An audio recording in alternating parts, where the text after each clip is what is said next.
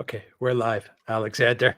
Mhm. How are you doing this Friday morning Well, for I'm you? personally doing very well. I'm not so sure about the state of the world, but I personally am doing very well. And I think it's always great to be back on the Duran and discussing programs, even though the topics that we're going to discuss today is, I think, hardly a cheerful one. Let's put it like that. I, I could almost swear, like 4 or 5 in the morning, I woke up to noises of like it felt like I was listening to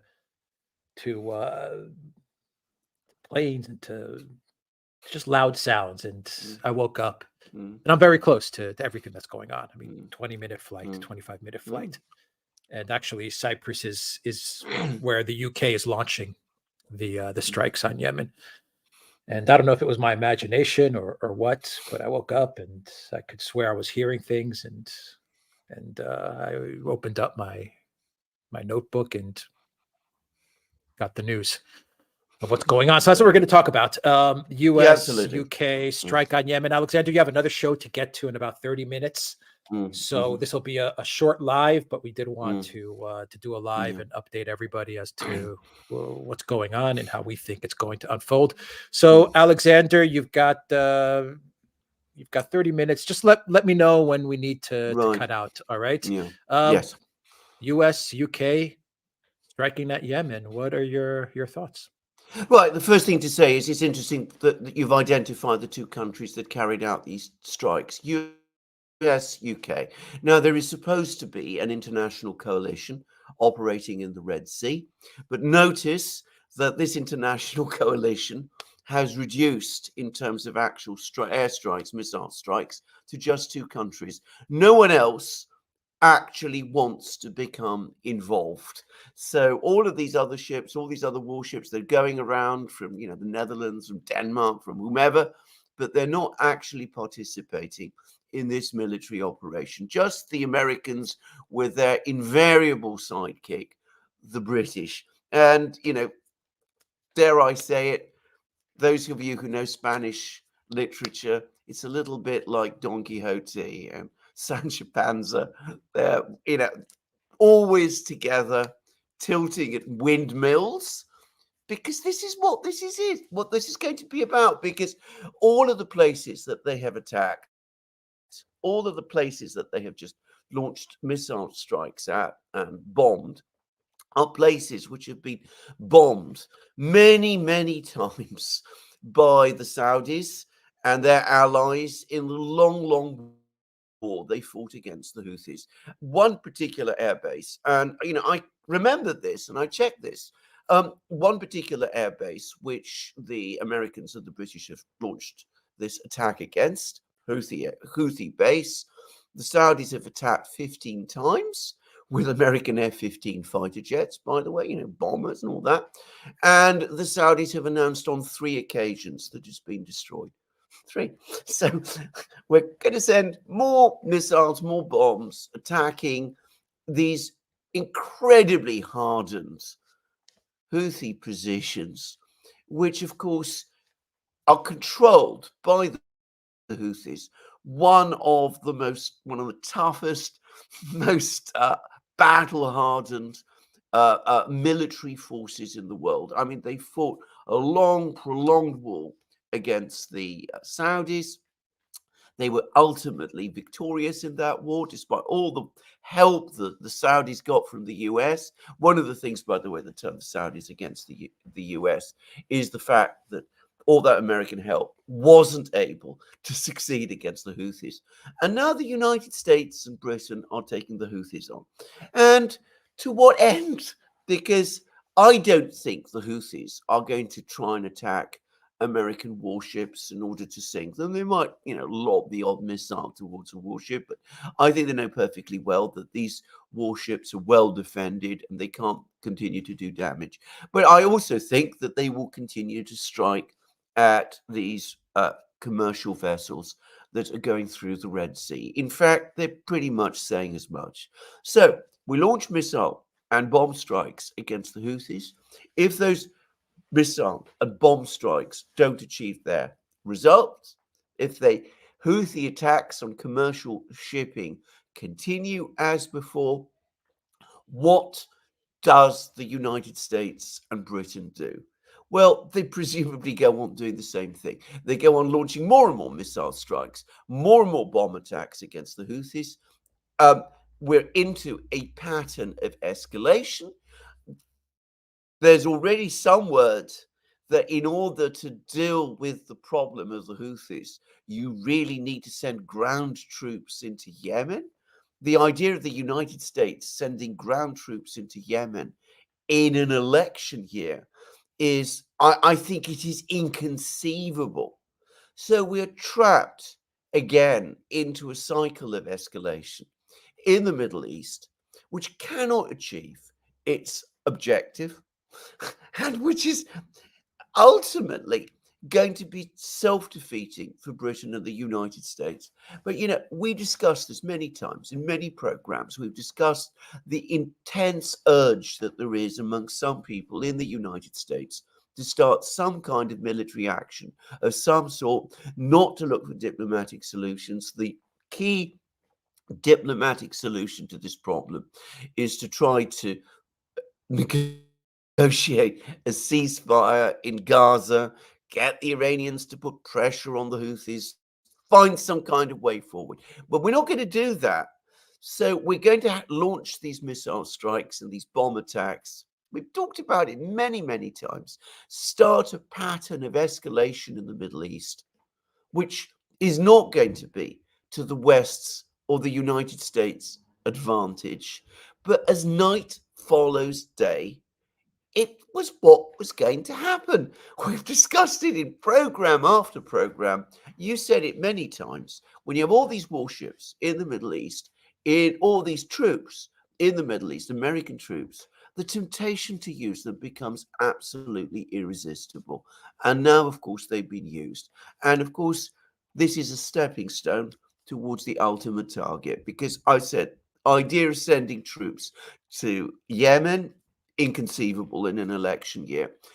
Real ability to prevent Houthi attacks in the Red Sea, impossible for me to see how this can do that. So all the usual people will say, well, we're attacking the Houthis, but we're attacking the wrong target. The Houthis are only a tentacle of the octopus. We have to strike at the head of the octopus. We need to launch that strike on Iran. And now we are on the first step towards that point. Yeah, that's what this is all about, is getting that conflict with Iran. The problem that I see with all of this, listening to various analysts, Alexander, who say this could be a one-off. This is just to show the U.S.'s power, and to show that the Biden White House is not messing around when it aims to protect the vessels that pass through the Red Sea. The problem with all of this is what you said.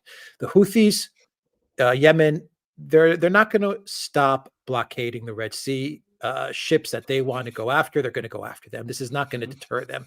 So what does the Biden White House do when, after this strike, in a couple of days or a week or so, another Maersk cargo ship goes to pass through the Red Sea, and the Houthis seize that ship or prevent that ship from moving through the blockade? What does the Biden White House do? If it doesn't do anything, it looks weak and stupid. It's going to have to escalate. It's going to have to once again launch strikes against Yemen. They've boxed themselves in. The Biden White House has completely boxed itself in to escalation, a spiral of escalation. They're not going to be able to get out of this, and that's exactly what the neocons want and wanted.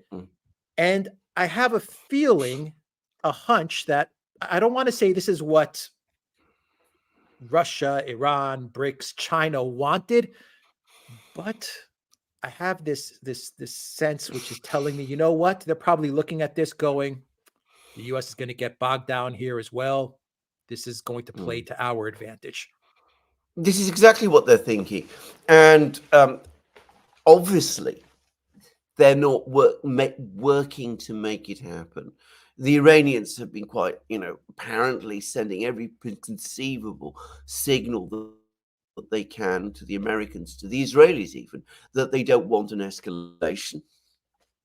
But of course, it's not within their control whether the Americans escalate or not. The Iranians can talk to the Houthis, but they have only a certain amount of influence over the Houthis. I think people who think of the Houthis, who write about the Houthis as an Iranian proxy, need to take a step back and ask themselves this question. This is, as I said, one of the toughest, most well-organized, most battle-hardened military organizations in the world. Is it really just going to accept orders from Tehran? Why would it do that? I mean, it has its own industrial plants, it has its own capacities, it's got its thousands of fighters, it's got its support base in Yemen. They are, to some extent, allied with Iran, but undoubtedly they have their own agency. So yes, the Iranians can talk to the Houthis, they can tell them exercise restraint, but why would the Iranians even want to do that now? In a kind of a way of thinking, because as you correctly say, the Americans are not offering Iran any incentive to work towards that kind of de-escalation. Why would the Iranians damage their relations with the Houthis by putting heavy pressure on the Houthis to stop their attacks? And what if the Houthis were to say no? So the Iranians are going to sit back and they're going to let this thing play out, and they're going to build up their defenses. And they know that they're in the region. They know that they have most of the support of most of the people in the region. They know they have the Russians and the Chinese at their back. And I suspect that to some extent, some people in Tehran are saying, bring it on. Bring it on. I mean, we've been living with this thing, this threat of an American attack now for what, 20 years?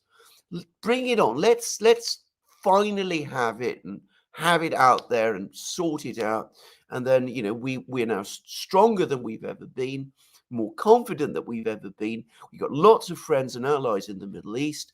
The Americans will be seen attacking us, in effect, in alliance with Israel, which is doing all these things in Gaza that has made people across the Middle East so angry. This is the best moment for us, for the Americans to attack.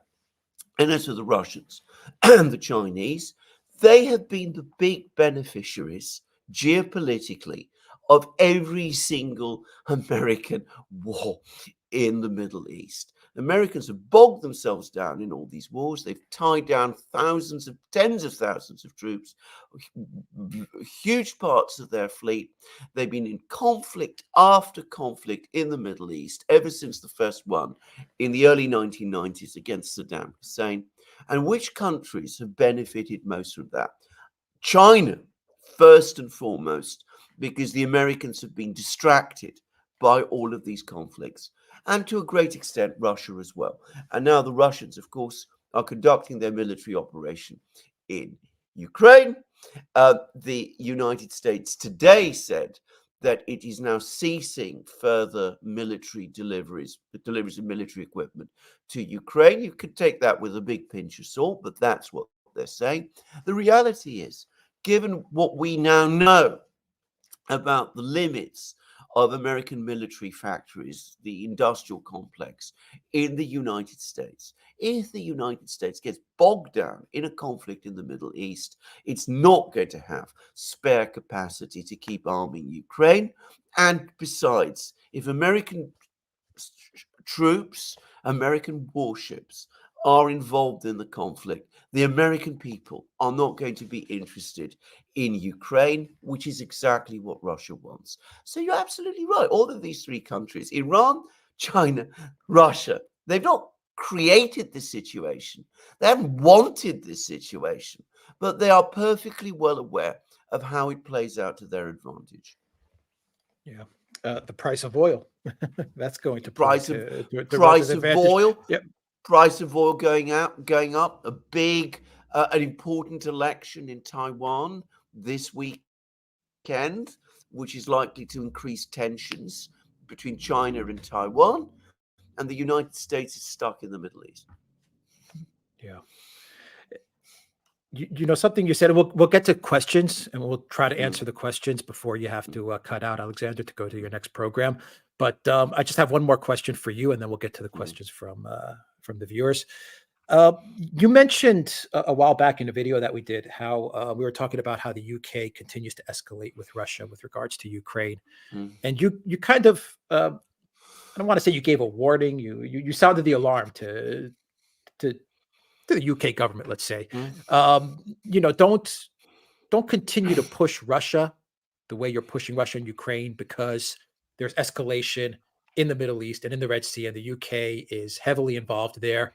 And if escalation breaks out in the Red Sea, well, you know, there's a lot of ways for Russia mm, to hit back at the UK. I'm mm, not talking militarily, but different ways that Russia can mm, take advantage of mm. the UK being bogged down along with the United States in the Middle East and the Red Sea. Do you still stand by that Oh, thinking, or do you think that's a possibility? oh, absolutely. Of course I do. I mean, look at why is Britain involved in all of this when France is not, Germany's not, Italy's not, Spain is not. I mean, they're not conducting these strikes. They're not helping the United States with missile strikes. They're not directly involved. But Britain, of course, has to be. And uh, we are involved in a major conflict with Russia in Ukraine. Britain is far too deeply involved in that conflict. Um, in its own for its own interests. I mean, it is most unwise. I mean, the belligerence of the British towards the Russians is astonishing and very dangerous. Look at the state of Britain's armed forces. We're down to 40 tanks. We have about 20,000 infantry that we can deploy. I mean, which is less than the Russians have in one place in Ukraine, which is Avdiivka. We are apparently now largely out of missiles that we can send to Ukraine. We're out of ammunition. We've given Ukraine all our self-propelled howitzers. And yet we're now starting something else in the Red Sea, where the Russians have a presence. They are on very good terms with Ethiopia, not very far away.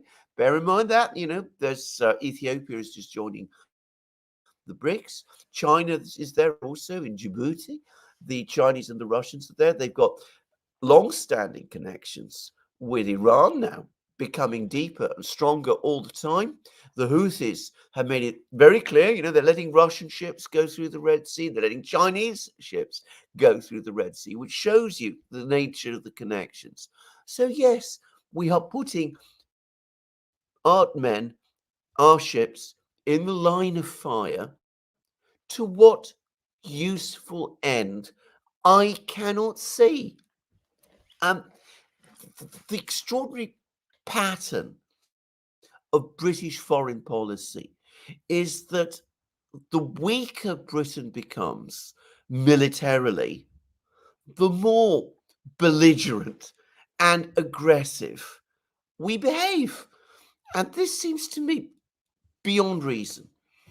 Yeah. All right, Alexander. We've got But like just quickly, one further point. In Yemen, Britain ought to be particularly careful about becoming involved because Yemen was a British colony. The British ran a military base in Aden right up to the late 1960s, and they got involved in a very bitter and ugly insurgency against the people of Yemen in the 1960s. As I can just remember, and I met people who were veterans of this, and Britain lost. That was the time when Britain was militarily far more powerful than it is today. So we are coming back to Yemen, where people do not remember us kindly, and that's understating it, and where we have previously been defeated. How stupid is that? Yeah. All right. We've got like 10, maybe 15 minutes to get through these Mhm, questions. So let's try to mhm, get as many questions answered as possible. Hopefully, we can get through all of the questions. Irish Partisan says full support to the Palestinian and Yemeni resistance. Thank you for mhm. that. Radio Konstantinopolis says, do Greek ship owners really lose from all that? Oh, of course they don't. And I mean, this is the other thing. I mean, the Red Sea, all that will happen. I mean, if the Red Sea is completely closed, it's happened before, by the way, it happened in the early 70s, the late 60s, early 70s. The Suez Canal was closed because of one of the Arab-Israeli wars. And people just go around the Cape of Good Hope. They go around Africa. Of course, it increases shipping costs. But why should that be bad for the ship owners? They will do fine from this. Don't worry. I know these people. I know how tough and clever they are. They will find ways around. They will come out on top from this. Yeah. Sparky says, go Yemen, fight the power. Sanjeva says there was some indignation against India for not condemning Israel. What people have to understand is that India did support Arabs in the past, but they supported Pakistan, whereas Israel was loyal. So India prefers neutrality. Absolutely. And I think, can I just say, that is India acting according to its national interests. And that is what states should do. Why should India become involved in this conflict? What's it got to do with India at the end of the day? Stay out. That's what Britain ought to be doing. Cloud says 6 hours a.m., 2 big storms this week, a lot of snow. Hi from Quebec, Canada. Great team, the best. Merci. Thank you, Cloud, for that. Iman News, thank you for that super sticker. Crest Cutter says they had to hit something. It didn't matter what it was because they have been thumping their chests trying to look tough. It's beyond a joke at this point. The Yanks don't have the balls for a ground war. You are completely right on every point. Thank you for that very good comment. Garland and Nixon, I wonder who ordered the strike. Yeah, good question. Biden? Lloyd Austin? In the hospital, Lloyd Austin. Yeah.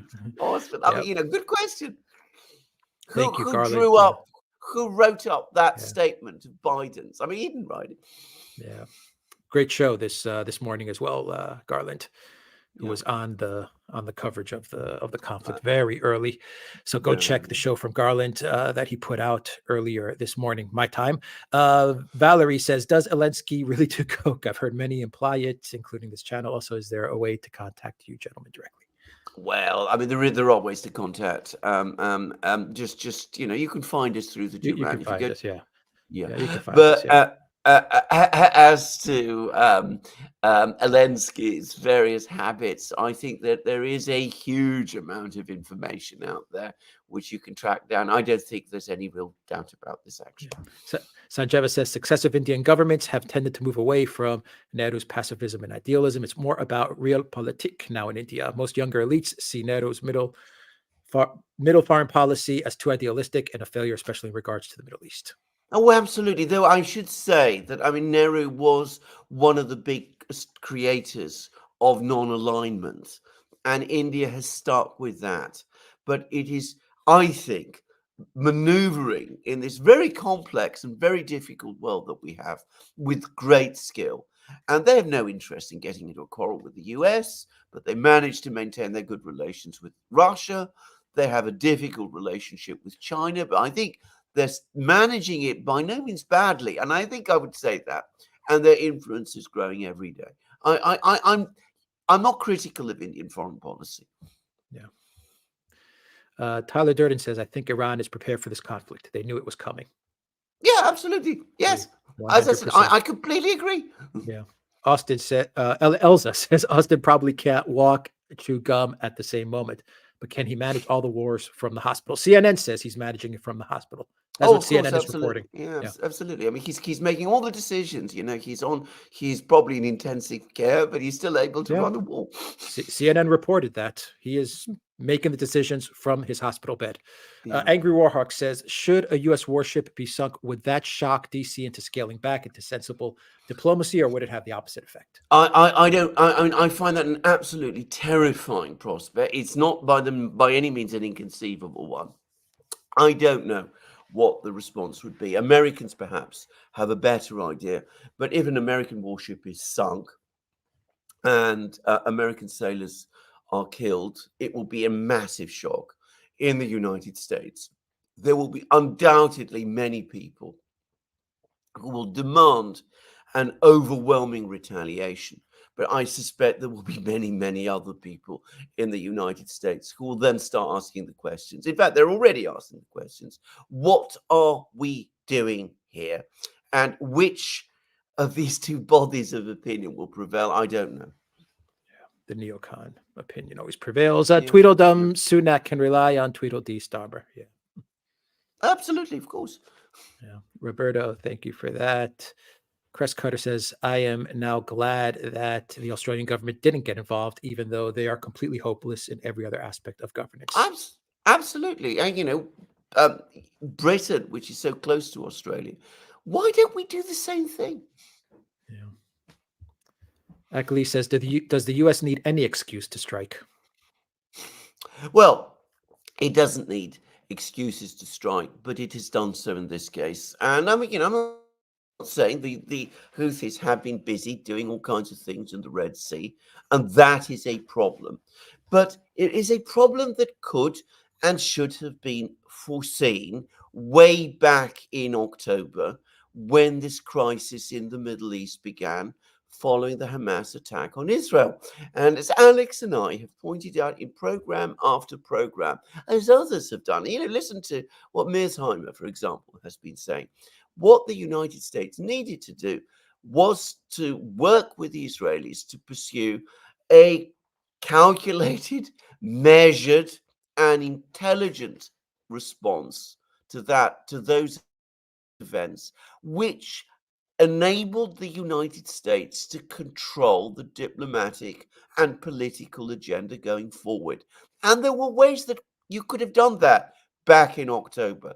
But the Americans did not do that. They did not think through the longer consequences. Biden went to Jerusalem, embraced Netanyahu, gave him a blank check, and that has led us inexorably to this position, which we are in now. Deborah, thank you for that super sticker. Ted says, how likely is it that Iran closes off Hormuz as a response to this conflict? And would Russia get involved directly if Iran gets down in? I don't think the strong in. Iranians.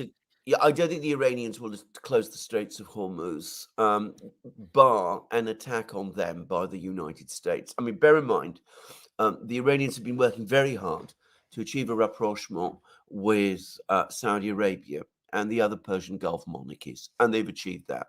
Closing the Straits of Hormuz is not going to be a popular act with the Saudis and with the Persian Gulf monarchies. So I think that the Iranians will only do it in circumstances where it is a clear act of self-defense. And I think that the Iranians are very sophisticated people and they understand that very well.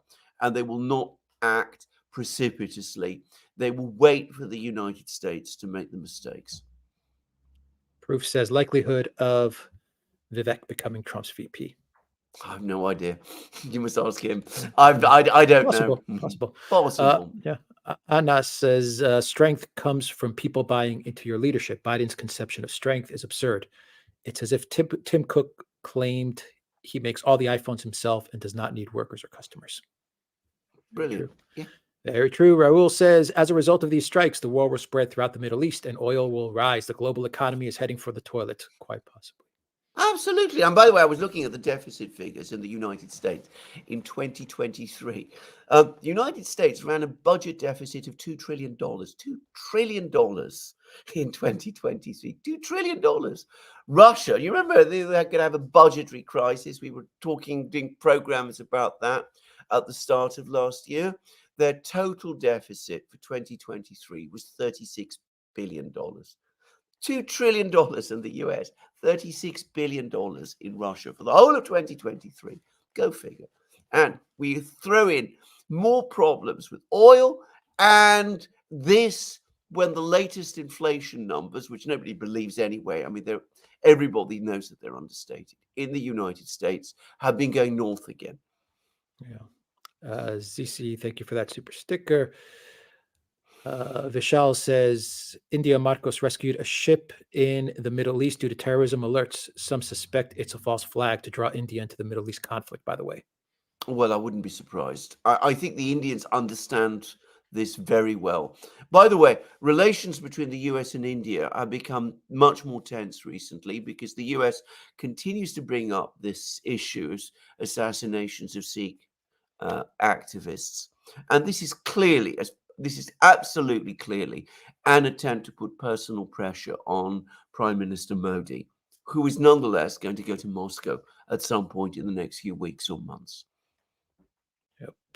W. Lim says the weasels, Western European Anglo-Saxon elites, are just reacting, not planning, because they can't get out of their waking dream that they loved. Stengel whined in Time about anti-Americanism.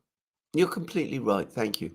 Thank you for that. Sparky says Garland Nixon posed a good question, asking who ordered the attack on Yemen. I wonder if the UK ordered it, filling in for incapacitated US leadership. Well, completely. I would, I don't know who ordered it, and I'm going to suspect Jake Sullivan, and he's got all the usual crowd of neocons there, and they've probably been arguing. I mean, we've discussed this. They've been arguing about this for weeks now, probably. And of course, the president, to the extent that he's involved in decision making, he's very much on the hardline neocon side. So we can see the drift. But the British, who in Margaret Thatcher's day acted as a restraining force and always did before Margaret Thatcher. I can remember all the way back, they were always a restraining force. They're now continuously egging the Americans on into these follies and joining them in. And to what end? My friends, I have to stop now. Yeah. This is where I have to end, but we will do a dedicated program answering all these questions. You go, Alexander. I'll answer the rest of the questions. I'll finish. There's Fine. not that many. I'll finish out the rest of the questions, and we'll. Excellent. Yeah, we'll be back next week. Excellent. Thank you very much. Thanks, everybody. Good day to you. Okay, where are we? Garland Nixon here. Sparky says Garland Nixon. Let me find my place. We'll answer these questions here. My Black Star, thank you for that super sticker. Mustafa says, what do you think about Peter Zeihan's views? He claims Russia and China is soon to collapse. He's been saying that for forever. Yeah, I wouldn't take his views too seriously. Raul says the US, UK bombed the hell out of Afghanistan and Iraq and did not achieve anything after 20 years. What makes them think this will have any effect? It won't have any effect. As we explained, the Houthis will continue to blockade the Red Sea, and it's going to force the US to continue to escalate, which is exactly what the neocons want, to draw Iran into this. Sparky says, off topic, I poorly worded a super chat on the Duran about Javier Milei. I meant that economist Mark Blythe had a handle on pulling countries out of economic doldrums, not Javier Milei. Thank you for that, Sparky. The hockey goalie says airstrikes alone achieve nothing. This is projected weakness fear. If these rockets are such a risk to global trade, why not get a Security Council resolution? We know why. Disaster scenario here is a plane gets shot down. Possibly. It's all about escalating to Iran. That's what this is all about, at least for the neocons. For the Biden White House now, they can't go back now. Once the Houthis attack another ship, the Biden White House are going to have to hit out at Yemen again, and the neocons are just going to keep on connecting Yemen to Iran, and eventually they're going to put out the narrative that if you really want to stop all of this from taking place, all of this blockade of the Red Sea, we're going to have to go after Iran. That's what this is all about. Joe Public says, are the Skripals in West Ukraine? I don't know. Where are the Skripals? Does anyone know where the Skripals are? Zabri says the Empire Strikes Back. Last I heard of the Skripals was that they were, I want to say New Zealand was the last I heard of the Skripals, but I'm not sure. Let's see. The Empire Strikes Back. Zabri, yes. They have. William, the UK will get no credit for this. See Nord Stream. The UK will get no credit for this. See Nord Stream. Okay. Thanks for that. Nord Stream, that's Zaluzhny. Zaluzhny, the Andromeda. They're the ones that pulled off Nord Stream. William, come on now. Jerry says, if South Africa's efforts at the ICJ prove successful, what can the ICJ do to the involved parties? Well, this case is moving very quickly, this ICJ case, quicker than I ever thought. And it was yesterday's testimonies were pretty detailed. So I think Israel and the US, they're worried about this. They're playing it off like this is no big deal, but you can tell that they're very, very worried about this. And this could be a big diplomatic catastrophe for Israel and the US. Snoopak, thank you for that super sticker. Raul Pinto says Sunak arrived in Kiev, will announce military aid to Ukraine with 2.5 billion, high inflation and cost of living prices at home. His priorities. Unbelievable, huh? The UK is starting a conflict in the Middle East, and Sunak goes to Ukraine to give Zelensky 2.5 billion. Unbelievable. Can Cyprus demand British bases leave? Yes, they could, but they won't. I'll tell you that right now. A lot of the strikes towards Yemen are coming from the British bases here, and it's not only the British military that's using these bases. I imagine the entire collective West coalition that is using these bases, the U.S. basically. Sparky says Vivek may be establishment plant. I saw a video posting of him and his buddy Pete Buttigieg posing as questioners in a town hall several presidential elections ago on Sabi Sab's show. Yeah, a lot of people say that about Vivek. Sparky, I personally don't believe it. I think Vivek is the real deal. That's my own personal opinion, but I could be wrong. Jaron, thank you for that super sticker. Garland Nixon says elections in Taiwan this weekend. Yep, Garland. No coincidences. I think everything is all connected. And from Law of Attraction and Locals, any allies for the Houthis except Iran? Alexander answered that actually. Law of Attraction. Yes, Iran is considered an ally of the Houthis, but I think the whole narrative of Iran being the sponsors of the Houthis is wrong and exaggerated. Of course, you can see the ships that Yemen lets pass through the Red Sea, and you understand exactly what's going on. They allow Russian and Chinese ships to pass the Red Sea. So I think we see everything that is taking place. All right. I will end this live stream there. Thank you, everybody, for joining us today. And we've got a whole lot of videos that we are going to publish as the day goes on. Take care.